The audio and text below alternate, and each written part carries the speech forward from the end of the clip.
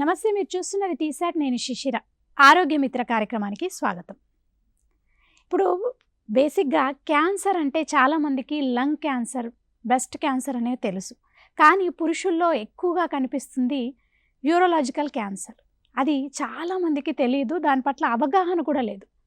So అయితే ఏంటంటే క్యాన్సర్కి సంబంధించి అంటే మూత్రంలో ఎక్కువగా రక్తం రావడం కానీ, రాత్రిపూట తరచుగా మూత్రానికి వెళ్ళడం కానీ, వెన్ను నొప్పి, కారణం లేకుండా బరువు తగ్గడం, మనకి టెస్టిస్లో గడ్డ కనిపించడం వంటి లక్షణాలు సాధారణ లక్షణాలే అనుకుంటారు. అంటే తెలియక చాలామంది అపోహ పడుతూ ఉంటారు. సో ఇలాంటి అపోహలకి అంటే తావు లేకుండా ఇలాంటి విషయాలన్నిటి గురించి మనకు వివరించడానికి, చాలా సందేహాలు కూడా మనం తెలుసుకోవాలంటే నాతో పాటు ఈరోజు ఉన్నారు ప్రముఖ యూరో ఆంకాలజిస్ట్ డాక్టర్ సంజయ్ అడ్ల గారు. సో ఆయన్ని అడిగి తెలుసుకుందాం చాలా సందేహాలు. అసలు యూరోలాజికల్ క్యాన్సర్ అంటే ఏంటి, అది ఏ విధంగా వస్తుంది, అది వస్తే ముందుగానే మనం ఏమైనా చికిత్స చేసుకోవచ్చా, ముందే తెలిస్తే అలాంటి జాగ్రత్తలు ఏమైనా పాటించాలా, ఇలాంటి అన్ని విషయాల గురించి మనం మాట్లాడుకుందాం.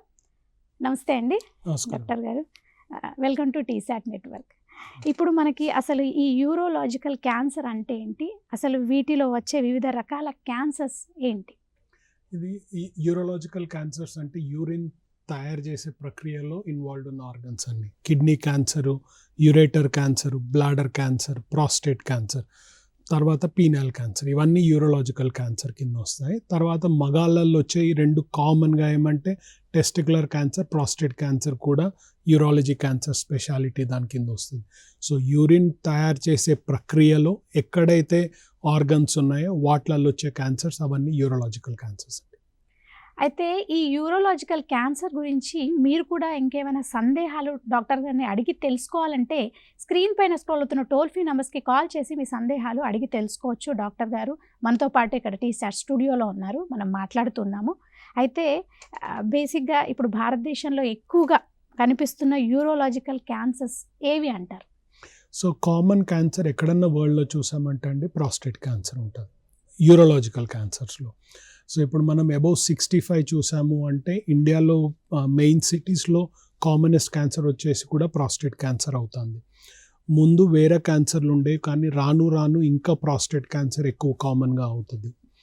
ఇప్పుడు బయట దేశాల్లో చూసామంటే ఏమంటాము అంటే అరౌండ్ 1 in 4 పీపుల్కి ప్రాస్టేట్ క్యాన్సర్ వచ్చే ఛాన్స్ ఉంటే, ఇండియాలో అరౌండ్ 1 in 20 అంటే 100 మందిలో 5 ప్రాస్టేట్ క్యాన్సర్ వచ్చే ఛాన్సెస్ ఉంటాయి. యూకే ఇప్పుడు మనం ఇంకా డెవలప్డ్ అవుతున్న కొద్దీ ఇంకా కొద్దిగా ప్రాస్టేట్ క్యాన్సర్ ఇంకా రిస్క్ ఎక్కువ అవుతుంది. సో అందువలన కామన్ క్యాన్సర్ యూరోలాజికల్ క్యాన్సర్ వచ్చేసి ప్రాస్టేట్ క్యాన్సర్. అంటే ఇప్పుడు మనకి ఈ స్మోకింగ్ అనేది యూరినరీ బ్లాడర్ క్యాన్సర్ ప్రమాదాన్ని ఎక్కువగా పెంచే అవకాశం ఉందంటారా, లేదా దానికి దీనికి ఏం సంబంధం లేదంటారా? ఇప్పుడు స్మోకింగ్ చేశారంటండి, ఎవరైనా స్మోక్ చేస్తున్నారు అనుకోండి, ఫస్ట్ ఆ స్మోక్ వెళ్ళేది లంగ్స్లో, సో లంగ్ క్యాన్సర్ వస్తుంది. అది ఆ కెమికల్స్ ఏవైతే ఉన్నాయో పోయి కిడ్నీలోకి పోతాయి, కిడ్నీ క్యాన్సర్ వస్తుంది. ఆ కెమికల్స్ ఏవైతే ఉన్నాయో వెళ్ళి మళ్ళీ బ్లాడర్లో నిలుస్తాయి చాలాసేపు, ఎందుకంటే వెంటనే మూత్రం పోయాము 4 గంటలు ఆ కెమికల్స్ వెళ్ళి బ్లాడర్లో నిలుస్తాయి. కాబట్టి బ్లాడర్ క్యాన్సర్ కూడా కామన్ వీళ్ళల్లో. సో ఎక్కడెక్కడైతే ఈ స్మోకింగ్లో ఉన్న టాక్సిన్స్ వెళ్తున్నాయో, ఎక్కడైతే ప్రాసెస్ అవుతున్నాయో, ఎక్కడెళ్ళి నిలుస్తున్నాయో అక్కడక్కడ క్యాన్సర్స్ ఇంక్రీజ్ అవుతాయి. సో కామన్ క్యాన్సర్ స్మోకర్స్లో మేము చూసేది ఏమి అంటే బ్లాడర్ క్యాన్సర్ ఉంటుంది, కిడ్నీ క్యాన్సర్ కూడా ఉంటుంది, కానీ బ్లాడర్ క్యాన్సర్ ఎందుకంటే అక్కడ వెళ్ళేసి యూరిన్లో ఉన్న టాక్సిన్స్ పనిచేయడానికి మంచిగా 3-4 గంటలు అక్కడనే నిలిచి ఉంటాయి కాబట్టి.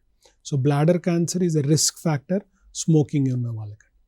అంటే ఇప్పుడు బేసిక్గా చాలామంది కొన్ని అపోహలు ఉంటాయి. కుటుంబంలో ఎవరికైనా ఇప్పుడు ఈ యూరోలాజికల్ క్యాన్సర్ వస్తే అంటే కుటుంబంలో వేరే వాళ్ళు కూడా జాగ్రత్తగా ఉండాల్సిన అవసరం ఉందంటారా? దానివల్ల ఎలాంటి అంటే వేరే వాళ్ళకి ఎలాంటి ప్రమాదం లేదంటారా? ఇది 2 రకాలు చూడొచ్చు. ఇప్పుడు కుటుంబము అంటే వాళ్ళందరూ ఎక్కడైతే ఉంటున్నారో వాళ్ళందరూ సేమ్ కెమికల్స్కి ఎక్స్పోజర్ అయినారు. సో ఒక్కొక్కరికి రిస్క్ ఉన్నదంటే వేరే వాళ్ళకి కూడా రిస్క్ ఉండొచ్చు, అది సూపర్ఫిషియల్గా చూస్తాను. రెండోది చూసామంటే ఎవరికన్నా మగ ఆయనకి టెస్టికులర్ క్యాన్సర్ వచ్చింది అనుకోండి, వాళ్ళ పిల్లలకి కూడా టెస్టికులర్ క్యాన్సర్ వచ్చే ఛాన్సెస్ ఎక్కువగా ఉంటాయి. రెండోది ఒక అబ్బాయికి టెస్టికులర్ క్యాన్సర్ వచ్చింది అనుకోండి, వాళ్ళ తమ్ముడన్న అన్నకు కూడా టెస్టికులర్ క్యాన్సర్ వచ్చే ఛాన్సెస్ ఎక్కువగా ఉంటాయి. సో ఇవన్నీ ఏమంటే ఫెమిలియల్, ఆ ఫ్యామిలీలో ఎక్కువగా టెస్టికులర్ క్యాన్సర్ రన్ అవుతుంది అన్నట్టు. అలానే ఎంత యంగ్ ఏజ్లో ఎవరికన్నా క్యాన్సర్ వచ్చింది అంటే ఇన్హెరిటెడ్ అయ్యే ఛాన్సెస్ ఎక్కువగా ఉంటాయి, హెరిడిటరీ క్యాన్సర్ అయ్యే ఛాన్సెస్ ఎక్కువగా ఉంటాయి. సో యంగర్ ఏజ్ గ్రూప్లో టెస్ట్ ఏదన్నా క్యాన్సర్, ఇదే కాదు బ్రెస్ట్ క్యాన్సర్ ఉండండి, ఏదన్నా క్యాన్సర్ యంగర్ ఏజ్ గ్రూప్లో వచ్చిందంటే ఇది హెరిడిటరీ క్యాన్సర్ అయ్యే ఛాన్సెస్ ఎక్కువగా ఉన్నాయి. కాబట్టి ఫ్యామిలీలో ఎవరికైనా వచ్చే ఛాన్సెస్ ఉన్నాయి. ఇప్పుడు రీసెంట్లీ ఏం చూస్తున్నాము అంటే ఈ breast cancer and prostate cancer relation. So ఎవరైనా యంగ్ మాకు మేల్ పేషెంట్ ప్రాస్టేట్ క్యాన్సర్తో వచ్చారనుకోండి, మేము ఫస్ట్ ఏమంటారు, మీకు చెల్లెలు అక్కలు ఉన్నారా అంటాం. ఎందుకు అంటే ఇది జెనెటిక్ రిస్క్ అయ్యి ఉంటే సేమ్ జెనెటిక్ మ్యూటేషన్స్ ఆడాళ్ళల్లో బ్రెస్ట్ క్యాన్సర్ ఉంటుంది, మగాళ్ళల్లో ప్రాస్టేట్ క్యాన్సర్ ఉంటుంది. సో అందుకోసం మేము వాళ్ళకి వెళ్ళి బ్రెస్ట్ ఎగ్జామినేషన్ చేయించుకోండి అని చెప్తాం. సో సేమ్ సెక్స్ వాళ్ళే కాకపోవచ్చు, ఫ్యామిలీలో ఉన్నారు కాబట్టి సేమ్ కెమికల్స్కి ఎక్స్పోజర్ అవుతారు, సేమ్ జెనెటిక్స్ ఉంటాయి కాబట్టి యంగర్ ఏజ్ గ్రూప్లో ఉంటే ఇన్హెరిటెడ్ అయ్యే ఛాన్సెస్ ఎక్కువగా. అంటే ఫాదర్కి వాళ్ళ మదర్కి ఎవరికైనా ఉంటే యంగ్ ఏజ్లో వచ్చే ఛాన్సెస్ ఉంటాయి. ఎవరికన్నా యంగ్ ఏజ్లో వచ్చింది అంటే వాళ్ళు నెక్స్ట్ జనరేషన్కి పాస్ చేసేది మళ్ళీ వాళ్ళ సిబ్లింగ్స్ అంటాం, వాళ్ళ అక్కలు తమ్ముళ్ళు అన్న వాళ్ళకి వచ్చే రిస్క్స్ కూడా ఎక్కువగా ఉంటాయి. అంటే మీరు అన్నారు కదా డాక్టర్ యంగ్ ఏజ్ అని, అంటే ఏ ఏజ్ గ్రూప్? 45 చూస్తాం. 45. ఓకే, 45 కన్నా యంగ్ ఉంటే జనరల్గా మేము యంగ్ అని అంటాం. ఓకే. అంటే ఈ హెరిడిటరీ క్యాన్సర్ నార్మల్గా క్యాన్సర్ ట్రీట్మెంట్లో 65 తీసుకుంటాం. ఎస్, కానీ హెరిడిటరీ అంటే అండర్ 45 ఉంటే జెనెటిక్గా వచ్చే ఛాన్సెస్ ఎక్కువ అన్నట్టు. ఇప్పుడు ప్రాస్టేట్ క్యాన్సర్లో 50 అని ఉంటుంది. సో ఒక్కొక్క క్యాన్సర్కి ఒక్కొక్కటి జనరల్గా 45 అని తీసుకుంటాం. అంటే ఇప్పుడు మనకి ప్రాస్టేట్ క్యాన్సర్ ప్రారంభ దశలోనే అంటే కనిపిస్తే దాని లక్షణాలు ఎలా ఉండొచ్చు డాక్టర్? ఇది ప్రాబ్లం ఏంటంటే అంటే ఏదన్నా క్యాన్సర్ తీసుకోండి, లంగ్ క్యాన్సరే, యూట్రైన్ క్యాన్సరే, బ్రెస్ట్ క్యాన్సరే. ఇప్పుడు బ్రెస్ట్ క్యాన్సర్ క్యూర్ అవ్వాలంటే ఎలా అంటే స్క్రీనింగ్లోనే దొరికితేనే క్యూర్ అవుతుంది, or very high chances of cure. Cervical cancer cure అయ్యే ఛాన్సెస్ ఎట్లా, స్క్రీనింగ్లో దొరికితేనే క్యూర్. అలానే ప్రాస్టేట్ క్యాన్సర్ కూడా ఎవరికన్నా సిమ్టమ్స్ రావడం మొదలైనవి, ప్రాస్టేట్ క్యాన్సర్ సిమ్టమ్స్ రావడం మొదలైనవి, ఏంది మూత్రంలో రక్తము, బోన్లో పెయిన్, వెయిట్ లాస్, ఇవన్నీ అంటే ఆల్రెడీ స్టేజ్ 4కి వెళ్ళిపోయింది. సో మనకు ఒకవేళ ప్రాస్టేట్ క్యాన్సర్ని క్యూర్ స్టేజ్లో తెలుసుకోవాలి అంటే రెగ్యులర్గా స్క్రీనింగ్ అయితే తప్పించి తెలియదు. ఎస్, అంటే నైట్ అంటే రాత్రిపూట ఎక్కువ మూత్రానికి వెళ్ళడం ఇవన్నీ ప్రాస్టేట్ క్యాన్సర్కి సంకేతాలు అంటారు. సో ఏమవుతుంది అంటే ఎవరికన్నా అబౌవ్ 60 పోయినారనుకోండి ప్రాస్టేట్ ఎన్లార్జ్మెంట్ ఉంటుంది. సో ఎవరన్నా మీరు రోడ్ మీదకి వెళ్ళేసి 100 మంది 60 ఏళ్ళ మందిని తీసుకున్నారు అంటే వాళ్ళ ప్రాస్టేట్ ఎన్లార్జ్డ్ ఉంటుంది అంటే అందరికీ ఉంటుంది. సో దానివల్ల ఏమవుతుందంటే మూత్రం ప్రాబ్లం వస్తుంది. సో మూత్రం పోయడం కష్టం అవుతుంది, మూత్రం తరచుగా వెళ్తారు, మూత్రం పోవాలన్నప్పుడు వెంటనే రాదు, లేకపోతే తొందర పాటు ఉంటుంది, రాత్రి లేచి మూత్రంకి వెళ్ళాల్సి వస్తుంది, మూత్రం పోసిన తర్వాత ఇంకా మూత్రం ఉన్నట్టు మిగిలినట్టు అనిపిస్తుంది. ఇవన్నీ prostate enlargement symptoms. So prostate cancer symptoms కాదు, ప్రాస్టేట్ ఎన్లార్జ్మెంట్ అంటే ప్రాస్టేట్ పెద్దగా అయింది అని. అది ఏజ్ రిలేటెడ్ అందరికీ ఉంటుంది. కానీ ఎవరికన్నా స్టార్ట్ అయ్యి 6 నెలల లోపట్లోనే చాలా ఫాస్ట్గా సిమ్టమ్స్ ఎక్కువ వస్తున్నాయి అంటే ప్రాస్టేట్ క్యాన్సర్ అయ్యే ఛాన్సెస్ ఎక్కువ. కానీ అడ్వాన్స్ స్టేజ్లో ఉన్నదంటే ఇవన్నీ సిమ్టమ్స్ ఉంటాయి. కానీ సిమ్టమ్స్ ఉన్నంత మాత్రాన ప్రాస్టేట్ క్యాన్సర్ ఉందని కాదండి. ఎందుకంటే 60-70 ఇయర్ వాళ్ళకి అడిగినారు అంటే ప్రతి ఒక్కళ్ళకి సిమ్టమ్స్ ఉంటాయి. అంటే మామూలుగా మూత్రంలో రక్తం కూడా కనిపిస్తుంటుంది, చాలా మంది భయపడుతూ ఉంటారు. సో అది ఏ క్యాన్సర్కి సంకేతం అంటారు? ఏ క్యాన్సర్కి అంటే మేము యూరాలజికల్ క్యాన్సర్స్ అని అంటాం. ఎందుకు అంటే మీరు కిడ్నీలో క్యాన్సర్ ఉన్న మూత్రంలో రక్తం వస్తుంది, యురేటర్లో క్యాన్సర్ ఉన్న మూత్రంలో రక్తం వస్తుంది, మెయిన్గా బ్లాడర్లో క్యాన్సర్ ఉంది అంటే మూత్రంలో రక్తం వస్తుంది. సో ఎవరికన్నా ఒక్కసారి మూత్రంలో రక్తం వచ్చింది అంటే వాళ్ళందరినీ 100 మందిని ఇన్వెస్టిగేట్ చేసినామంటే ఆల్మోస్ట్ 25 మందికి క్యాన్సర్ ఉంటుంది. సో అంత కామన్. సో ఎవరికన్నా మూత్రంలో రక్తం వచ్చింది, కారణం లేకుండా మూత్రంలో రక్తం వచ్చింది అంటే ఇన్వెస్టిగేషన్ చేసుకొని ఎందుకు వచ్చిందని తెలుసుకోవడం ఇంపార్టెంట్ అండి. ఎందుకంటే అది first symptom. Bladder cancer, kidney క్యాన్సర్లో, కొన్ని కిడ్నీ క్యాన్సర్లో ఫస్ట్ సిమ్టమ్ ఏంటంటే మూత్రంలో రక్తం వస్తుంది. అడ్వాన్స్గా వాళ్ళకి అడుగుతాం ఎప్పటి నుంచి వస్తుందో, 6 నెలల నుంచి వస్తుందండి, నేనేదో బీట్రూట్ తిన్నానే వచ్చిందని అనుకుంటాం, వాతం అయిందని వచ్చింది అనుకుంటాం. అదంతా కాదండి, మూత్రంలో రక్తం వచ్చింది అంటే టెస్ట్ చేయించుకోవడం ఇంపార్టెంట్. ఓకే, అంటే బేసిక్గా వేడి చేస్తే వస్తుంది అలాంటివి కూడా అంటూ ఉంటారు, అపోహలు చాలా మందికి ఉంటాయి. సో అది కారణం కాదంటారు, ఖచ్చితంగా టెస్ట్ చేయించుకోవాలంటారు. ఓకే, నేను ఇంగ్లాండ్లో 20 ఏళ్ళు ఉన్నానండి. ఆడ వేడి అంటే ఏందో తెలియదు. ఇక్కడ కూడా నాకు మెడికల్ టెక్స్ట్ బుక్స్లో ఎన్నడూ కూడా వేడి అంటే ఏందో ఉండదు. సో అందరు కూడా ఏదో వాతమైంది అంటారు, వేడైంది అంటారు, అజీర్ణమైంది అని అంటారు. వీటన్నిటికీ అంటే ఏదైనా కానీ వాళ్ళు అదే మాటలు మాట్లాడతారు. సో కాబట్టి అట్లీస్ట్ అల్లోపతిక్ మెడిసిన్లో వేడి, వాతము వాటన్నిటికీ there is no rational or any medical name for them. So ఎవరికన్నా ఏదైనా సిమ్టమ్ ఉంది అంటే వేడి, వాతం కాకుండా మూత్రంలో రక్తం అయిందో పోయి టెస్టులు చేయించుకుంటే అయిపోతుంది. అంటే ఇప్పుడు మనకి కిడ్నీ క్యాన్సర్కి సంబంధించి అది మనకు స్టార్టింగ్లోనే తెలుసుకోవడం ఎందుకంత కష్టంగా ఉంటుందంటారు? మామూలుగా చెప్తూ ఉంటారు. నేను ఇప్పటి వరకు ఒక 400-500 క్యాన్సర్లు చేసి ఉంటానండి, కిడ్నీ క్యాన్సర్లు. సో కామన్గా మాకు క్యూరేటివ్ స్టేజ్లో కావాలి అంటే నార్మల్గా ఏమవుతుంది అంటే ఈ ఐటీ ప్రొఫెషనల్స్ ఉంటారు. ఐటీ ప్రొఫెషనల్ కొత్తగా జాబ్ వచ్చినప్పుడు మాస్టర్ హెల్త్ చెకప్కి వస్తారు మా దగ్గరికి అపోలోలో. టెస్ట్ చేస్తేనే కిడ్నీలో ట్యూమర్ దొరుకుతుంది. 20s 30sలోనే అస్సలు సిమ్టమ్స్ ఉండవు. వాళ్ళకి సిమ్టమ్స్ కావడానికి ఇంకో 4-5 ఏళ్ళు పడుతుంది. ఎస్. సో ఎవరికన్నా కిడ్నీ క్యాన్సర్ క్యూర్ అవ్వాలి అంటే ఎర్లీ స్టేజ్లోనే పట్టుకోవాలి. ముందు ఉండేది ఏంది అంటే కడుపులో గడ్డలా ఉండి మూత్రంలో రక్తం వచ్చి కడుపు నొప్పి అయింది అంటే మీకు కిడ్నీ క్యాన్సర్ ఉండే ఛాన్సెస్ ఉన్నాయి అని అవ్వాలి. కానీ అప్పటికి ఆల్రెడీ స్టేజ్ అయిపోయింది. సో ఎనీ క్యాన్సర్, ఇది మనం మొదలెట్టినప్పుడు అన్నాను, బ్రెస్ట్ క్యాన్సర్ సిమ్టమ్స్ లేనప్పుడు పసిగట్టామంటే క్యూర్ అవుతుంది, సర్వైకల్ క్యాన్సర్ సిమ్టమ్స్ లేనప్పుడు పసిగట్టామంటే క్యూర్ అవుతుంది. అలానే కిడ్నీ క్యాన్సర్ కూడా అల్ట్రాసౌండ్ స్కాన్లో తెలిసిపోతుంది. సో రెగ్యులర్గా స్క్రీనింగ్ వైజ్ అల్ట్రాసౌండ్ స్కాన్ చేయించుకున్నాం అనుకోండి, నార్మల్ ఉన్నదంటే కిడ్నీ క్యాన్సర్ ఉండదు. ఎస్. అంటే మనకు ఎర్లీ స్టేజ్లో క్యూరబుల్ స్టేజ్లో కావాలి అంటే స్క్రీనింగ్, అంటే నార్మల్గా కూడా టెస్ట్ చేయించుకోవాలంటారా? రెగ్యులర్గా చేయించుకోవడం బెటర్. అంటే ఏమి మూత్రం టెస్ట్ ఒకటి, మలం టెస్ట్ ఒకటి, సిబిపి, రీనల్ ప్రొఫైల్, ఒక అల్ట్రాసౌండ్ స్కాన్ చేయించుకున్నాము అంటే నేను బాగున్నాను, నాకు తెలుసు నేను బాగున్నాను అన్నట్టు. ఓకే. అంటే రెగ్యులర్గా అంటే ఎంత ఫ్రీక్వెన్సీ, అంటే ఎలా? Once A year is fine అండి. ఇయర్, వన్స్ ఏ ఇయర్. అంటే ఇప్పుడు మామూలుగా కిడ్నీ స్టోన్స్ వచ్చిన వాళ్ళు కూడా చేయించుకుంటారు, అందులో కూడా బయటపడే అవకాశం ఉందా? అల్ట్రాసౌండ్ స్కాన్లో తెలిసిపోతుంది. ఓకే.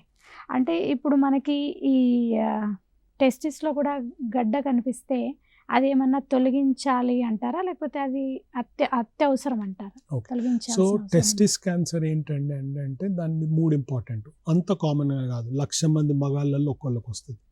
సో ఇప్పుడు నాది నిజామాబాద్ 7 లక్షల జనాలు అంటే సంవత్సరానికి 7 పేషెంట్లు వస్తారు. అంత కామన్గా కాదు ఒకటి. రెండోది ఏంటి అంటే అందరికీ తెలుస్తుంది. ఇప్పుడు నాకు ఇక్కడ గడ్డు ఉన్నది అనుకోండి, నాకు ఫస్ట్ డే నుంచి తెలుస్తుంది. నేను వెళ్తానా లేదా డాక్టర్ దగ్గర, దట్ ఈస్ డిఫరెంట్. అలానే టెస్టికల్ మీద స్నానం చేసేటప్పుడు తెలిసిపోతుంది గడ్డు ఉందని, బట్ యూ ఇగ్నోర్. ఎస్. మూడోది ఏంటంటే ఇట్ ఈస్ క్యూరబుల్. ఏ స్టేజ్లో, 3rd స్టేజ్లో 4th స్టేజ్లో వచ్చినా కానీ క్యూరబుల్ టెస్టికులర్ క్యాన్సర్. సో మనము అందరికీ మేము యూకేలో క్యాంపెయిన్ ఉండేది ఏమంటే అంటే keep an I on your balls. అంటే ఏంది అంటే స్నానం చేసేటప్పుడు ఎనీబడి బియాండ్ 17 years నుంచి 45 to 50 years వరకు స్నానం చేసుకుంటున్నప్పుడు ఎగ్జామిన్ చేసుకున్నాము, వృషణాలను ఎగ్జామిన్ చేసుకున్నాము అంటే మీకు గడ్డ ఉందా లేదా అని తెలియని అవసరం లేదు, నార్మల్ ఉందా లేదా అని తెలుసుకుంటే చాలు. అంటే మీరు రెగ్యులర్ ఎగ్జామిన్ చేసుకున్నారంటే నార్మల్ ఏందో తెలిసిపోతుంది. నార్మల్గా లేదు, ఏదో స్వెల్లింగ్ లాగా కనబడుతున్నది అంటే ఎనీ స్పెషలిస్ట్ లేకపోతే ఒక అల్ట్రాసౌండ్ స్కాన్ చేయించుకున్నామంటే 100% క్లారిటీ వస్తుందండి. సో నేను గడ్డ ఉందా లేదా అని చూడమన్నట్లే, నార్మల్ ఉందా లేదా. రెగ్యులర్గా స్నానం చేస్తున్నప్పుడు సోప్ ఉన్నప్పుడు ఎగ్జామిన్ చేసుకున్నాను, ఓకే నార్మల్ ఉంది, ఫైన్. మళ్ళీ సెన్సేషన్ కూడా చేంజ్ అవుతుంది టెస్టికులర్ క్యాన్సర్. మీరు రెండో ప్రశ్న అడిగారు, ఏమి టెస్టికల్ తీసేయాలని. టెస్టికల్ వృషణాల్లో ట్యూమర్ ఉంది అంటే జనరల్గా 99 out of 100 ఇట్స్ క్యాన్సర్. కానీ కామన్గా మాకు ఉండేది ఏంటంటే టెస్టికల్ పక్కనే ఎపిడెర్మల్ దాంట్లో సిస్ ఉంటాయి, అది 99% they are not a cancer. So అందుకోసం మీకు ఏమన్నా స్వెల్లింగ్ అనిపిస్తున్నది అంటే ఫస్ట్ ఒక అల్ట్రాసౌండ్ స్కాన్ చేయించుకున్నామంటే తెలిసిపోతుంది క్యాన్సరా కాదా అన్నట్టు. క్యాన్సర్ అయినా కానీ testicular cancer is very easily curable. అంటే ఇది ఎక్కువగా యువకుల్లో ఈ టెస్టిక్యులర్ క్యాన్సర్ కనిపించడానికి రీజన్ ఏంటి అంటే? ఎందుకంటే వాళ్ళకే టెస్టికల్ ఉంటాయి కాబట్టి. ఓకే. ఎస్. ఇప్పుడు ఓవేరియన్ క్యాన్సర్ ఆడోళ్ళల్లో వస్తుంది ఎందుకంటే వాళ్ళకే ఓవరీస్ ఉంటుంది, మగాళ్ళల్లో వృషణాలు ఉంటుంది కాబట్టి వాళ్ళకే వస్తాయి. అంటే మనకి ఇప్పుడు లైఫ్ స్టైల్లో ఏమైనా చేంజెస్ చేయాలంటారా, ఇలాంటి జాగ్రత్తలు తీసుకోవాలి? టెస్టికులర్ క్యాన్సర్కి ఏమి కారణాలు అని ఫ్యామిలీ హిస్టరీ తప్పించి ఇప్పుడు నాన్నగారికి వచ్చింది అంటే yes there is a risk factor. Second వచ్చేసి క్రిప్టార్కిడిజం అని అంటారు. క్రిప్టార్కిడిజం అంటే టెస్టికల్ యాక్చువల్లీ పుట్టేది కడుపులో పుడతాయి కానీ వచ్చి కిందికి వచ్చేసి స్క్రోటంలో బై బర్త్ వచ్చేస్తాయి. ఒకవేళ పుట్టిన టైం కల్లా అవి కిందికి రాలేదు అంటే బాడీలో ఉన్న వేడి వలన దాంట్లో చేంజెస్ అవుతాయి. దాంతో ఏమంటే టెస్టిక్యులర్ క్యాన్సర్ ఛాన్సెస్ ఎక్కువైతాయి. సో క్రిప్టార్కిడిజం అని అంటాం, అన్డిసెండెడ్ టెస్టికల్. ఎస్, ఒకవేళ అదన్న రిస్క్ ఫ్యాక్టర్ ఉన్నా లేకపోతే ఫ్యామిలీలో ఎవరికైనా టెస్టిక్యులర్ క్యాన్సర్ ఉన్నా కానీ రెగ్యులర్గా అల్ట్రాసౌండ్ స్కాన్ చేయించుకోవడం బెటర్ అండి. అదే ఇయర్లీ వన్స్ ఒక్కసారి చేయించుకోండి. Yearly once or keep an eye. రెగ్యులర్గా ఎగ్జామిన్ చేసుకుంటున్నా నార్మల్ ఉందా లేదా అంతే. గడ్డు ఉందా, ఎక్కడ గడ్డు ఉందా అదంతా వద్దు. అల్ట్రాసౌండ్ స్కాన్ చేయించుకున్నామంటే మనకు తెలిసిపోతుంది. ఓకే. మామూలుగా ఇప్పుడు ఈ పిఎస్ఏ టెస్ట్ అంటే ఏంటంటారు? అసలు ఆ పిఎస్ఏ టెస్ట్ ఎందుకు చేస్తారు బేసిక్గా? సో కొన్ని క్యాన్సర్స్ ఉన్నాయండి, వీటన్నిటికీ ఏమంటాము అంటే there are cancer markers in the blood. So ovarian క్యాన్సర్కి ఉన్నది, అట్లనే ప్యాంక్రియాటిక్ క్యాన్సర్కి ఉన్నది. ఇవన్నీ ఏమి అంటే ఆ ఆర్గన్స్ సిక్రీట్ చేస్తాయి, బ్లడ్లో మనం టెస్ట్ చేసినామంటే తెలిసిపోతుంది. So PSA is prostate specific antigen, అంటే ప్రాస్టేట్ ఈ ప్రోటీన్ని సిక్రెట్ చేస్తుంది, మన బ్లడ్లో సర్క్యులేట్ అవుతుంటుంది. రెండోది ఏమి అంటే మనకి ఎవరికన్నా క్యాన్సర్ ఉంది అంటే పిఎస్ఏ లెవెల్ కూడా పెరుగుతాయి. సో అందువలన ఏజ్ స్పెసిఫిక్ పిఎస్ఏస్ ఉంటాయి. అంటే మీరు 30sలో ఉన్నప్పుడు ఒక పిఎస్ఏ వాల్యూ ఉంటుంది, 40sలో ఉన్నప్పుడు, 50sలో ఉన్నప్పుడు. సో మీరు పిఎస్ఏ చేయించుకున్నారు అంటే మీకు క్యాన్సర్ ఉండే ఛాన్స్ ఉందా లేదా అని తెలుస్తుంది. బ్లడ్ టెస్టే కాబట్టి అంత డిఫికల్ట్ కూడా కాదు చేయించుకోవడానికి.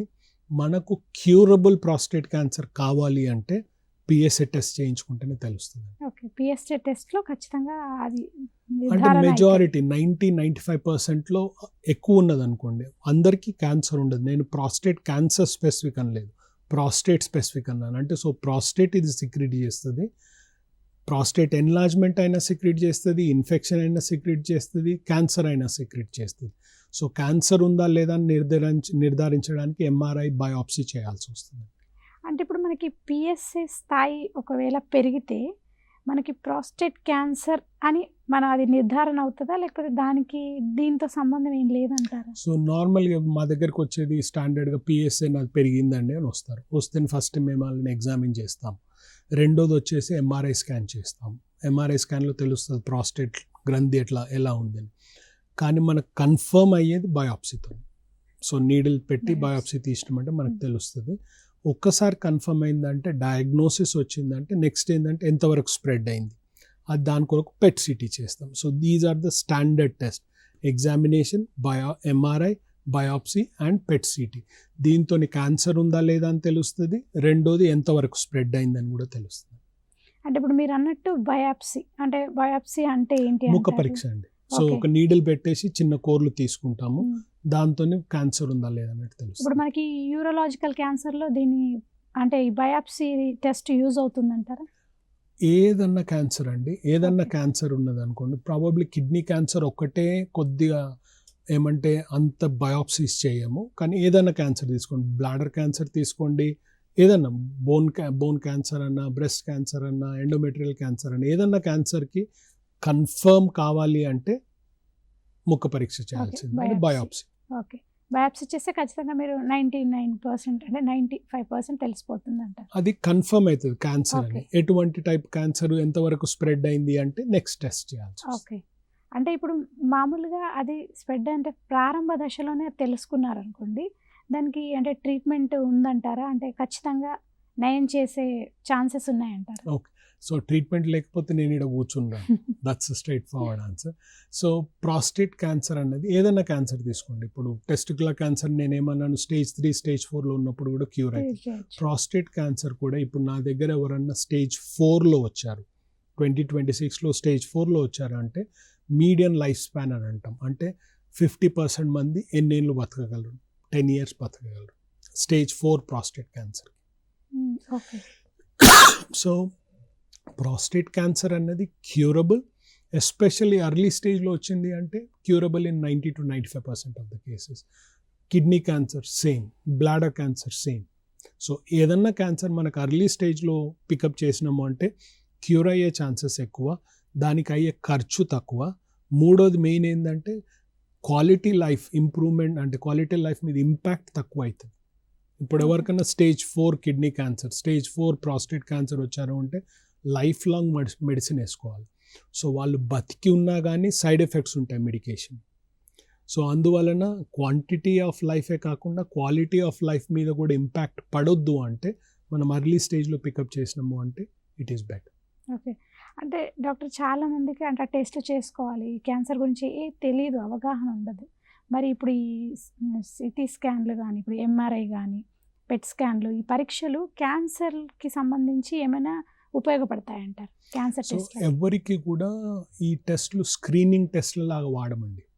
సో ఎంఆర్ఐ ప్రాబబ్లీ వాడొచ్చు, యూకేలో ట్రయల్ అవుతుంది ప్రాస్టేట్ క్యాన్సర్ కొరకు ఎంఆర్ఐ స్క్రీనింగ్ ట్రయల్ లాగా వాడుతున్నారు. కానీ వీటన్నిటికీ కూడా ఏది సిటీ అన్నాం అనుకోండి, ఎక్స్రే అన్నాం అనుకోండి, వీటిలో రేడియేషన్ ఉంటుంది. ఎస్, రేడియేషన్ ఉంటుంది అంటే మేము ఏమంటామంటే ప్రతి 5,000 to 6,000 సిటీస్ చేసాము అంటే ఒక క్యాన్సర్ని కొత్తగా మేము ఇండ్యూస్ చేస్తాము. సో అందుకోసమని పెట్ సిటీలు, నార్మల్ సిటీ ఇవన్నీ రొటీన్గా వాడము. రొటీన్గా వాడమంటే స్క్రీనింగ్లో కూడా వాడము. సో దీంతో వచ్చే ఇన్ఫర్మేషన్తోని నా ట్రీట్మెంట్ చేంజ్ అవుతుంది అన్నప్పుడు వాడతాం. ఎస్, సో స్క్రీనింగ్ కింద ఎవరు కూడా ఈ టెస్ట్లు ఎవరు వాడరు. సో స్క్రీనింగ్ వచ్చేసి బ్లడ్ టెస్ట్ అని ఉంటుంది, మేమేమంటామంటే నాన్ ఇన్వేసివ్ టెస్ట్ ఉంటాయి, అంటే బయాప్సీ చేయాలి కానీ అవన్నీ డయాగ్నోసిస్ కింద వస్తాయి. స్క్రీనింగ్ ట్రయల్ వచ్చేసి అల్ట్రాసౌండ్ స్కాన్ ఉండొచ్చు, ఎంఆర్ఐ ఉండొచ్చు, యూరిన్ టెస్ట్ ఉంటుంది, మల పరీక్ష ఉంటుంది. వీటన్నిటితో ఏంటంటే పేషెంట్ మీద అంత ఇంపాక్ట్ ఉండదు. వేరేజ్ ఒక్కసారి సిటీ చేయడం మొదలెట్టాము అంటే సిటీతో ఎక్కువ సిటీస్ చేసామంటే మేమే క్యాన్సర్ క్రియేట్ చేయగలం.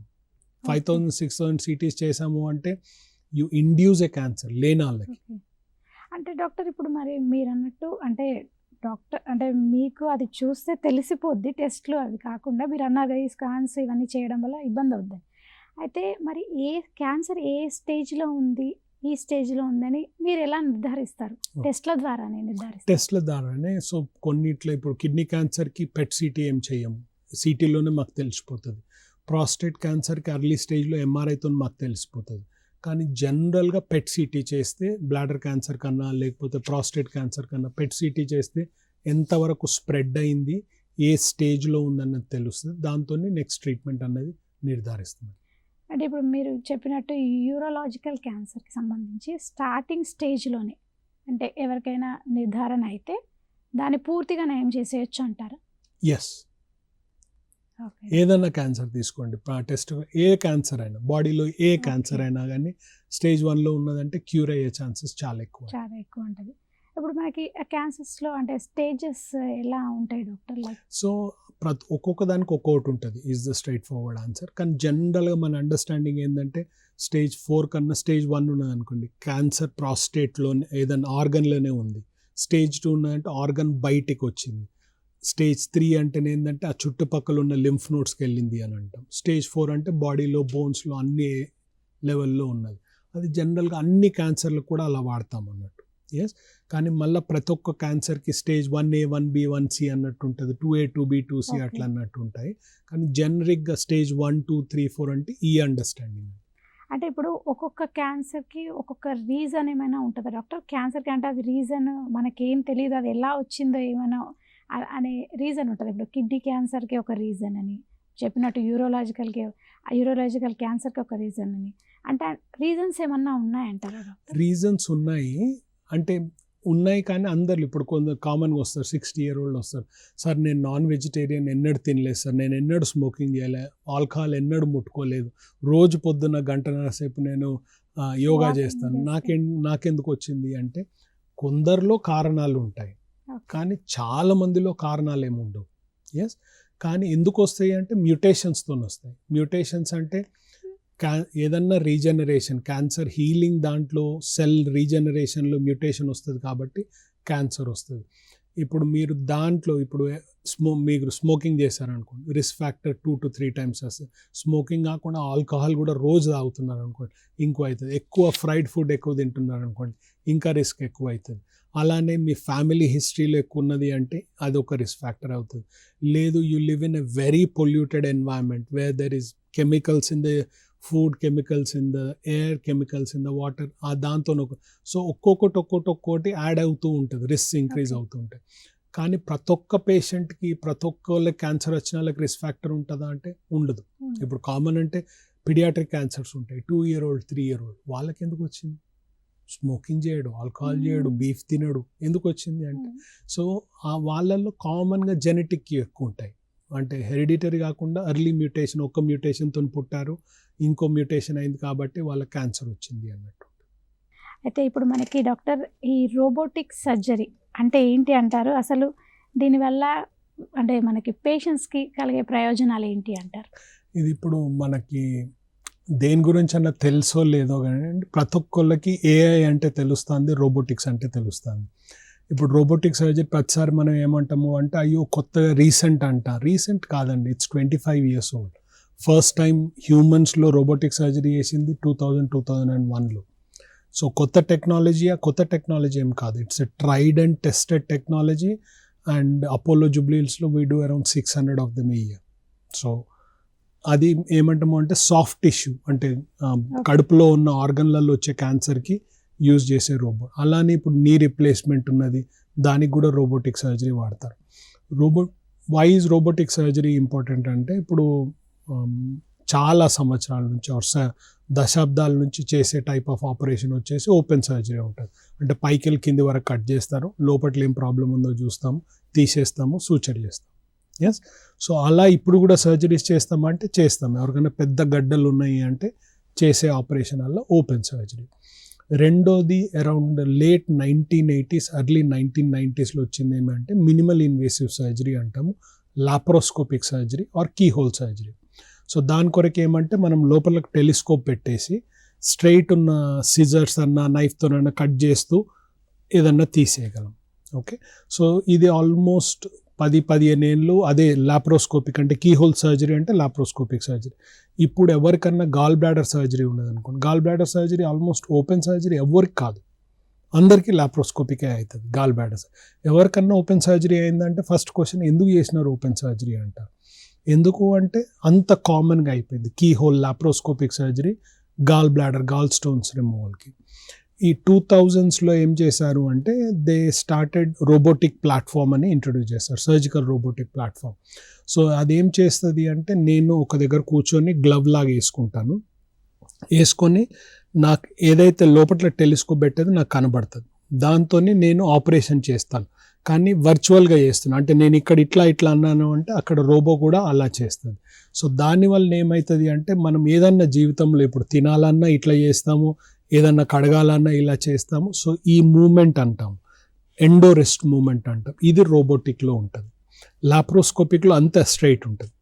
సో దానివల్ల ఏమవుతుందంటే నార్మల్గా క్యాన్సర్స్ అన్ని సర్కిల్లా ఉంటాయి, బాల్స్లా ఉంటాయి. సో నువ్వు బాల్ని తీయాలి అంటే స్ట్రైట్ ఉన్న నైఫ్తో తీయరాదు, దాంతో ఏమవుతుందంటే ఒక స్క్వేర్ తీస్తాము, స్క్వేర్లో ఆ బాల్ కూడా ఉంటుంది అన్నట్టు ఉంటుంది. ఈ రోబోటిక్ సర్జరీతో ఏమంటే నీటిలో పోయి ఇలా తీస్తాం, మళ్ళీ సూచరింగ్ కూడా దీంతో ఈజీ. కాబట్టి రోబోటిక్ సర్జరీ ఇప్పుడు ప్రాస్టేట్ క్యాన్సర్ కన్నా, కిడ్నీ క్యాన్సర్ సర్జరీ కన్నా, బ్లాడర్ క్యాన్సర్ సర్జరీ కన్నా, యూటరైన్ క్యాన్సర్ సర్జరీ కన్నా ఏమన్నా క్యాన్సర్లకి standard now is robotic surgery. Yes, ఏమి అడ్వాంటేజ్ అంటే ఇప్పుడు నిన్న 2 ఆపరేషన్లు చేశాను, పేషెంట్స్ ఇవాళ ఇంటికి వెళ్ళిపోయినారు. సో ఆపరేషన్ చేసేప్పుడు నాకు 40 times మ్యాగ్నిఫికేషన్ ఉంటుంది కాబట్టి నాకు బెటర్ కనబడుతుంది. రెండోది సర్జికల్ ట్రెమర్ ఏమన్నా నాకు వన్కుడ్ లాంటిది ఏమన్నా ఉన్నది అంటే ఆ రోబో అలౌ చేయదు. సో దానివలన అది ఫిల్టర్ చేసేస్తుంది. మూడోది ఏమి అంటే కడుపులో గ్యాస్ నింపి ఆపరేషన్ చేస్తాం కాబట్టి బ్లీడింగ్ అంత ఉండదు. ఎస్, నాలుగోది ఏమి అంటే చిన్న ఏరియాలో కూడా నేను ఆపరేషన్ చేయగలను, పెద్ద కట్లు లేకుండా చిన్న ఏరియాలో చిన్న ఇన్సిషన్స్తో చేస్తాం కాబట్టి రికవరీ చాలా ఫాస్ట్గా ఉంటుంది. సో ఈ అడ్వాంటేజెస్ వల్ల ఏంటంటే క్యాన్సర్ క్యూర్ అయ్యే ఛాన్సెస్ ఎక్కువగా ఉంటాయి. రెండోది రికవరీ, అంటే ఇప్పుడు నేను kidney cancer surgery especially young పేషెంట్స్లో చేశాను అంటే వారం తర్వాత పనికి వెళ్ళిపోతారు. అంటే క్యాన్సర్ సర్జరీ చేయించుకున్న తర్వాత కూడా వారంలో పనికి వెళ్ళగలుగుతున్నారు. ఎందుకు అంటే ఈ అడ్వాంటేజ్, ఈ టెక్నాలజీ అడ్వాన్స్. ఇప్పుడు నార్మల్గా అందరూ ఒకరోజు ఇప్పుడు 80 ఏళ్ళ పేషెంట్ అని ఇలా ఆపరేషన్ చేసుకుంటారు, రేపు నడుచుకుంటే ఇంటికి వెళ్ళిపోతారు. అది అడ్వాంటేజ్ అండి రోబోటిక్ సర్జరీ. సో నేనే ఏదైతే ఇక్కడికి వెళ్ళి ఇక్కడ కట్ చేసి చేసేవాన్నో ఇప్పుడు చిన్న 8mm కట్లతోనే ఆపరేషన్ చేయగలను. దాంతో సర్జరీ సేమ్ ఉంది, ప్రెసిషన్ సేమ్ ఉంది, కానీ నాకు క్యూర్ రేట్స్ ఎక్కువ అవుతున్నాయి, రికవరీ మంచి క్విక్కర్. సో అది రోబోటిక్ సర్జరీ. ఇప్పుడు ప్రతిసారి అంటారు న్యూ రోబోటిక్ టెక్నాలజీ అంటే 25 ఏళ్ళ నుంచి ఉన్నది. So we know it works. It is currently ఎవరికన్నా ప్రాస్టేట్ సర్జరీ ఉండని, కిడ్నీ క్యాన్సర్ సర్జరీ ఉండని, స్టాండర్డ్ ఆఫ్ కేర్ అంటే అందరూ చేయాల్సింది ఏంటంటే robotic surgery. Finances are an issue, cost ఎక్కువ ఉంటుంది. కానీ ఎలా ఉంటుంది అంటే ఇప్పుడు నేను 2 నెలలు జాబ్ లేకుండా ఇంట్లో కూర్చుంటే కాస్ట్ అది ఆడికే వస్తుంది. నేను వారం రోజుల్లో పనికి వెళ్ళినాను అంటే you recover the cost. So అందువలన రోబోటిక్ సర్జరీ చేయడం వలన క్యాన్సర్ క్యూర్ అవుతుంది, రికవరీ కూడా క్విక్కర్ అవుతుంది. అంటే మీరు అన్నట్టు ఇప్పుడు ప్రతి పేషెంట్కి శస్త్రచికిత్స ఖచ్చితంగా అవసరం అంటారా, లేకపోతే ఇంకా వేరే విధానాలు ఏమైనా ఉన్నాయంటారా చికిత్సకు సో సంబంధించి? ఇప్పుడు బ్రాడ్గా మాట్లాడినాము అంటే ఎవరికన్నా చిన్న ఇప్పుడు ఎవరికన్నా ఇక్కడనే క్యాన్సర్ ఉన్నది అనుకోండి, ఇక్కడ వరకు కట్ చేసినామంటే అయిపోయింది. సర్జరీతో అడ్వాంటేజ్ ఏమి అంటే అంతా 1 గంటలో అయిపోతుంది. మళ్ళీ ఏమన్నా రికవరీ ఉందనుకోండి, 1 వారంలో రికవర్ అయిపోతుంది. లేదు క్యాన్సర్ ఇక్కడ వరకు వచ్చింది అనుకోండి, రేడియోథెరపీ ఇవ్వాలి. ఎందుకు అంటే ఈ ఫింగర్ని తీసేసినామంటే ప్రాబ్లం అవుతుంది. ఎస్, లేదు ఇది ఇక్కడ వరకు వచ్చింది అంటే ఓకే వీళ్ళకి ఫస్ట్ మెడికేషన్ కీమోథెరపీ ఇచ్చి తర్వాత రేడియోథెరపీ ఇవ్వాలి అంట. లాస్ట్ ఇదంతా వచ్చేసి మొత్తం బాడీ అంతా పాకింది, సర్జరీ చేసినా ఫలితం లేదు. సో అటువంటి పరిస్థితుల్లో ఏం చేస్తాము అంటే వీళ్ళకి ఉత్త కీమోథెరపీయే ఇవ్వాలి అంటాం. సో జనరల్గా మనకందరికీ సర్జరీ అంటే నచ్చదు, కానీ ఎవరికన్నా సర్జరీ ఆఫర్ చేస్తున్నారు అంటే అర్లీ స్టేజ్లో ఉంది, క్యూర్ అయ్యే ఛాన్సెస్ ఎక్కువగా ఉన్నాయి అన్నట్టు. నెక్స్ట్ వచ్చేసి ఇవన్నీ అన్నట్టు రేడియోథెరపీ అవుతుంది, రేడియోథెరపీ అవుతుంది, తర్వాత ఉత్త కీమోథెరపీ అన్నట్టు అవుతుంది. సో ఎక్కువ అడ్వాన్స్ అవుతున్న కొద్దీ సర్జరీ రోల్ తగ్గుతూ ఉంటుంది. ఓకే డాక్టర్, ఇప్పుడు మీరు చెప్పినట్టు కీమోథెరపీ, రేడియోథెరపీ, ఇమ్యూనోథెరపీ, అంటే వీటికి మధ్య తేడా ఏంటి డాక్టర్? సో సర్జరీ అయితే సర్జరీ ఎక్సర్సైజ్ చేస్తాము. రేడియోథెరపీ ఏమి అంటే ఇప్పుడు క్యాన్సర్ సెల్స్ ఉన్నాయి. క్యాన్సర్ సెల్స్ ఏమంటే వాటికి మెయిన్ డిఫరెన్స్ ఏంటంటే ఇప్పుడు నేను ఇక్కడ కట్ చేసినాను అనుకోండి, ఈ సెల్స్ రికవర్ అవుతాయి. క్యాన్సర్ సెల్స్ ఏంది అంటే అవి మల్టిప్లై తొందరగా అవుతాయి. కాబట్టి అంటే ఇప్పుడు చిన్న గడ్డ పెద్ద గడ్డది పెరుగుతున్నది కాబట్టి దాని వలన ఏమవుతుంది అంటే కొద్దిగా నువ్వు డ్యామేజ్ చేసినావు అంటే అంత ఈజీగా రికవర్ కాదు. ఇప్పుడు నేను ఇక్కడ కాల్చాను అనుకోండి, మళ్ళీ ఇక్కడే కాల్చాను అంటే అది రికవర్ అవ్వదు. ఎందుకు అంటే ఆల్రెడీ డ్యామేజ్డ్ ఉన్నది కాబట్టి.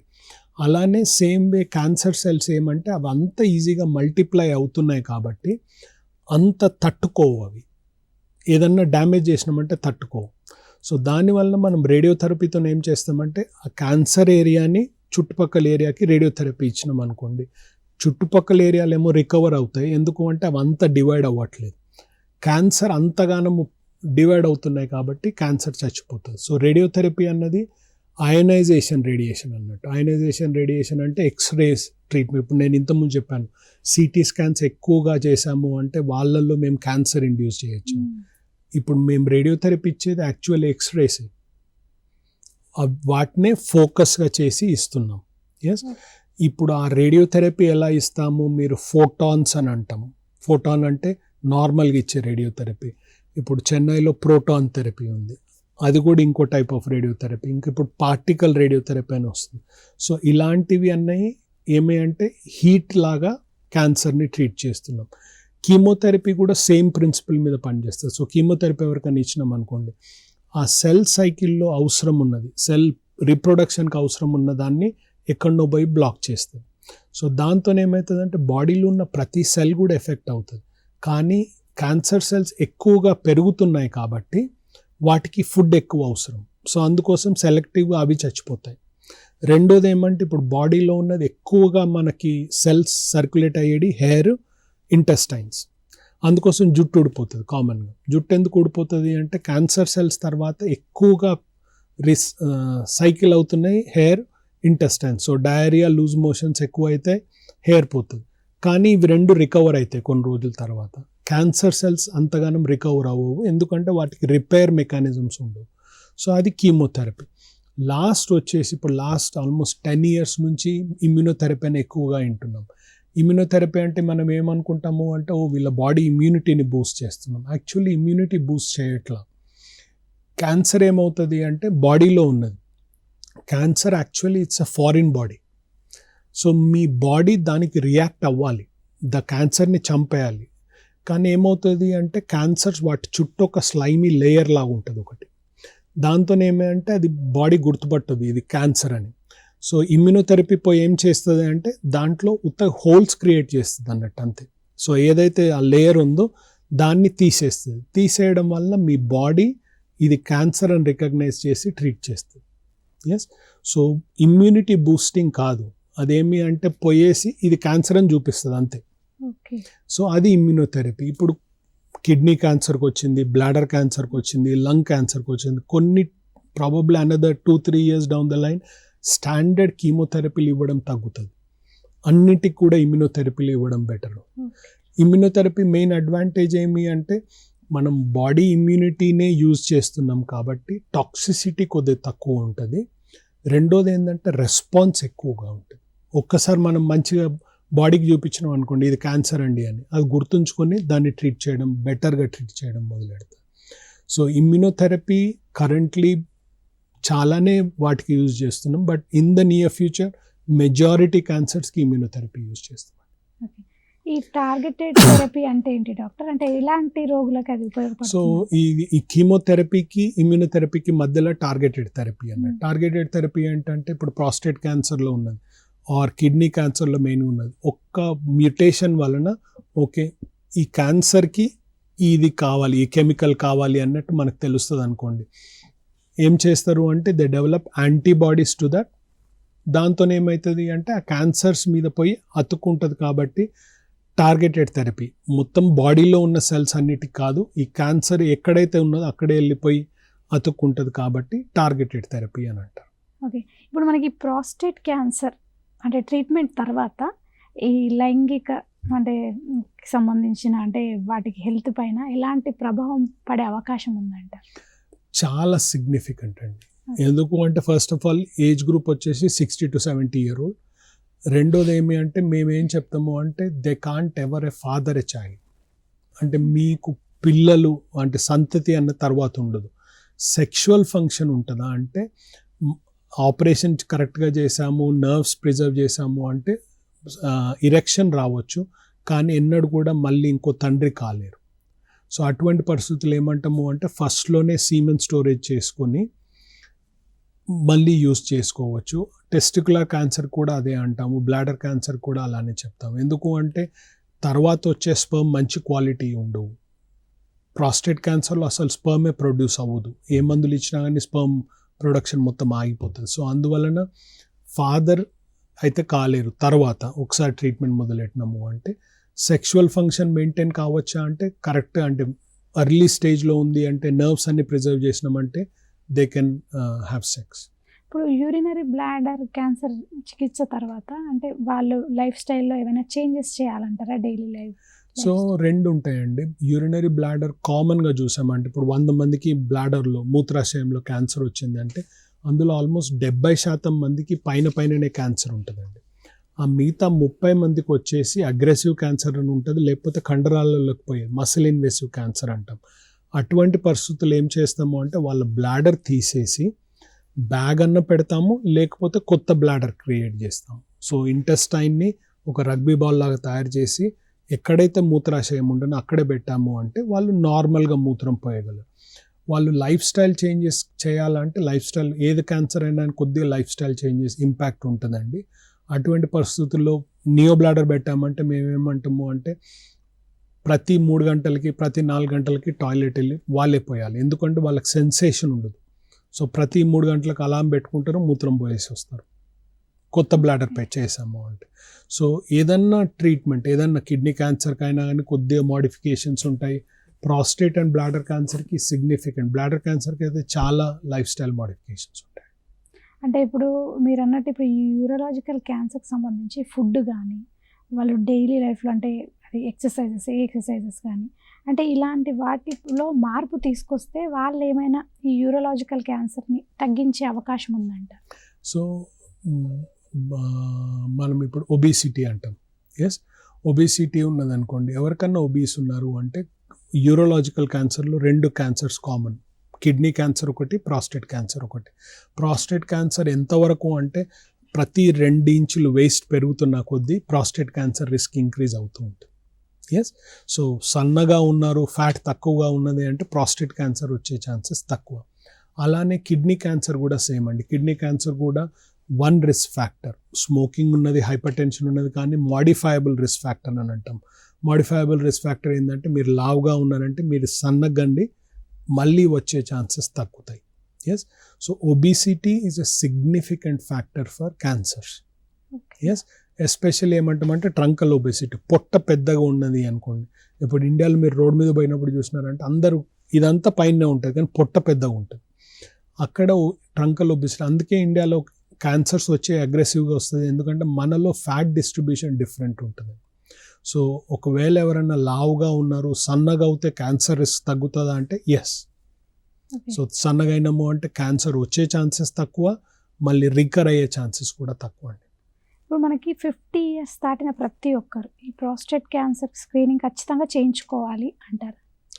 My advice is. Kidney prostate క్యాన్సరే కాదు, ఇప్పుడు కోలోరెక్టల్ క్యాన్సర్ ప్రాస్టేట్ క్యాన్సర్ కన్నా కామన్. సో నేను ఏమి అడ్వైజ్ చేస్తానంటే, ఇప్పుడు మీరు స్మోకర్ కాలేదు అనుకోండి, మీకు వచ్చే 2 కామన్ క్యాన్సర్స్ వచ్చేసి urine examination, examination, ultrasound scan, PSA blood test చేయించేసుకున్నారు అంటే కామన్గా వచ్చే క్యాన్సర్స్ తెలిసిపోతాయి. ఎస్. సో అందరికీ కూడా ప్రాస్టేట్ క్యాన్సర్ స్క్రీనింగ్ చేయించుకోమంటానా అంటే బ్లడ్ టెస్టే కాబట్టి చేయించుకోవడం బెటర్. కానీ దీనికన్నా కామన్ క్యాన్సర్ వచ్చేసి మలద్వారంలో వచ్చే క్యాన్సర్ కాబట్టి ఫీకల్ టెస్ట్ కూడా చేయించుకోవడం బెటర్. యూరోలాజికల్ క్యాన్సర్కి సంబంధించి అంటే ఎలాంటి చికిత్స అవసరం, అసలు రాకుండా ఉండడానికి ఎలాంటి జాగ్రత్తలు పాటించాలి, ఒకవేళ వచ్చినా దానికి ఎలాంటి ట్రీట్మెంట్ ఉంది, ఇలాంటి చాలా విషయాలు మనం మాట్లాడుకుంటున్నాం. ఈ విషయాల గురించి మీకు కూడా ఏమైనా సందేహాలు ఉంటే స్క్రీన్ పైన స్క్రోల్ అవుతున్న టోల్ ఫ్రీ నెంబర్స్కి కాల్ చేసి మీ సందేహాలు తెలుసుకోవచ్చు. అయితే ఇప్పుడు చెప్పినట్టు డాక్టర్, మీరు క్యాన్సర్ నుంచి చాలామంది ఇప్పుడు ట్రీట్మెంట్ తీసుకున్న తర్వాత మీరు అన్నారు ట్రీట్మెంట్ ఉంది, చాలామందికి భయపడాల్సిన అవసరం లేదన్నారు ఏ క్యాన్సర్కైనా. ఆ ట్రీట్మెంట్స్ తీసుకున్న తర్వాత అంటే మళ్ళీ క్యాన్సర్ రాకుండా ఉండడానికి ఊరికే టెస్ట్లు చేయించుకునే అవసరం ఉందంటారా వాళ్ళు, లేకపోతే చేయించుకుంటూ ఉండాలంటారా వాళ్ళు క్రమం తప్పకుండా? సో ఇది 2 ఉన్నాయండి. నేను క్యాన్సర్ రాకుండా ఏం చేస్తున్నాను ఒకటి, మళ్ళీ క్యాన్సర్ వచ్చినా కానీ ఎర్లీగా పికప్ చేయడానికి ఛాన్సెస్ ఇంప్రూవ్ చేసుకోవడానికి స్క్రీనింగ్ ఏంటి అని. సో క్యాన్సర్ రాకుండా తగ్గించడం అంటే మనకు అందరికీ తెలుసు, అంటే హెల్దీ లివింగ్ ఏంటి అంటే అందరికీ తెలుసు, కానీ we still like to be told. Healthy living అంటే వెజిటేరియన్ బేస్డ్ డైట్. ఎస్. తక్కువ క్యాలరీలు తినడం, తక్కువ ప్రాసెస్డ్ ఫుడ్ తినడం, తక్కువ షుగర్స్ తినడము, పొద్దున్నే లేచి వ్యాయామం కాకపోతే యోగాన్ని ఏదైనా చేయడం. ఎస్. ఇవన్నీ చేయడం వలన వీఆర్ డిక్రీజింగ్ ద రిస్క్. ఎవరికన్నా ఒకసారి క్యాన్సర్ వచ్చింది అంటే, ఇప్పుడు ఎవరికైనా కిడ్నీ క్యాన్సర్ వచ్చింది, కిడ్నీ క్యాన్సర్ వస్తే వాళ్ళకి టెస్ట్ చెప్తాం, ఇగో సంవత్సరానికి ఒకసారి ఈ టెస్ట్ చేపియాలి, 2 ఏళ్ళకి ఒకసారి ఈ టెస్ట్ చేపియాలి. ఎవరికన్నా కిడ్నీ క్యాన్సర్ వచ్చినంత మాత్రాన వాళ్ళకి ఫ్యూచర్లో వెళ్ళి బ్రెస్ట్ క్యాన్సర్ రాదు అనేం లేదు. ఎస్. సో ఏదైతే క్యాన్సర్ డయాగ్నోసిస్ అయిందో దానికి రెగ్యులర్గా ఫాలో అప్ ఉంటుంది. అలా కాకుండా జనరల్గా వచ్చే క్యాన్సర్స్, ఎస్పెషల్లీ ఇండియాలో ఆడాళ్ళల్లో బ్రెస్ట్ క్యాన్సర్ అయితే ఎంత కామన్గా వస్తుందంటే అంత కామన్గా వస్తుందండి. So everybody I would say breast cancer screening ఆడాళ్ళు అయితే ఈజ్ ఎసెన్షియల్, అంత కామన్గా వస్తుంది కాబట్టి. సో ఎవరికైనా క్యాన్సర్ వచ్చిందంటే రెగ్యులర్ ఫాలో అప్ ఎలాగూ ఉంటుంది. అది కాకుండా జనరల్ క్యాన్సర్స్ స్క్రీనింగ్ కూడా చేయించుకోవడం బెటర్ అండి. అంటే జనరల్ క్యాన్సర్ స్క్రీనింగ్ అంటే డాక్టర్, సో ఏజ్ గ్రూప్లో ఉన్నది అనుకో, ఇప్పుడు ఆడాళ్ళల్లో కామన్గా వచ్చేది బ్రెస్ట్ క్యాన్సర్. అంటే బ్రెస్ట్ క్యాన్సర్ ఎంత కామన్ అంటే ఆడాళ్ళు మగాళ్ళు, ఇప్పుడు ఆడాళ్ళలోనే బ్రెస్ట్ క్యాన్సర్ వస్తుంది. ఆడాళ్ళల్లో ఎంత కామన్ అంటే ఇండియాలో కామనెస్ట్ క్యాన్సర్ బ్రెస్ట్ క్యాన్సర్. ఎందుకు అంటున్నాను అంటే మగాళ్ళల్లో రాదు, అయినా ఆడాళ్ళల్లో ఎంతగానో వస్తున్నది అంటే మగాళ్ళని ఆడాళ్ళని కంబైన్ చేసినామంటే breast cancer is the commonest cancer, అంతగానో వస్తుంది. సో అందువలన బ్రెస్ట్ క్యాన్సర్ స్క్రీనింగ్ చేయించుకోవడం బెటర్. సెల్ఫ్ ఎగ్జామినేషన్ అన్న, మ్యామోగ్రామ్ అన్న, అల్ట్రాసౌండ్ స్కాన్ అన్న రెగ్యులర్గా చేయించుకోవడం ఇంపార్టెంట్. సెకండ్ కామన్ ఆడళ్ళల్లో వచ్చేది సర్వైకల్ క్యాన్సర్. సో వీటి రెండుటికి స్క్రీనింగ్ ఉన్నది. స్క్రీనింగ్ ఉన్నది అంటే ఎర్లీ స్టేజ్లో పట్టుకొని దీన్ని క్యూర్ చేయొచ్చు. తర్వాత కామన్గా వచ్చేదల్లా లంగ్ క్యాన్సర్ కామనే, కానీ నాన్ స్మోకర్స్లో అంత కామన్గా కాదు. థర్డ్ క్యాన్సర్ వచ్చేసి బవల్ క్యాన్సర్. సో బవల్ క్యాన్సర్కి ఏంటంటే మల పరీక్ష చేయించినాము అంటే తెలిసిపోతుంది. ఎస్. లాస్ట్ వన్ ఏజ్తో వచ్చినాము అంటే ప్రాస్టేట్ క్యాన్సర్. సో దానికి పిఎస్ఏ బ్లడ్ టెస్ట్ చేయించుకొని యూరిన్ ఎగ్జామినేషన్ చేసినాము అంటే మెజారిటీ ఆఫ్ ద టైం లేదు నాకు అన్నట్టు తెలుస్తుంది. ఎస్, సో ఆడళ్ళల్లో అయితే బ్రెస్ట్ క్యాన్సర్, మగాళ్ళల్లో అయితే కోలోరెక్టల్ క్యాన్సర్.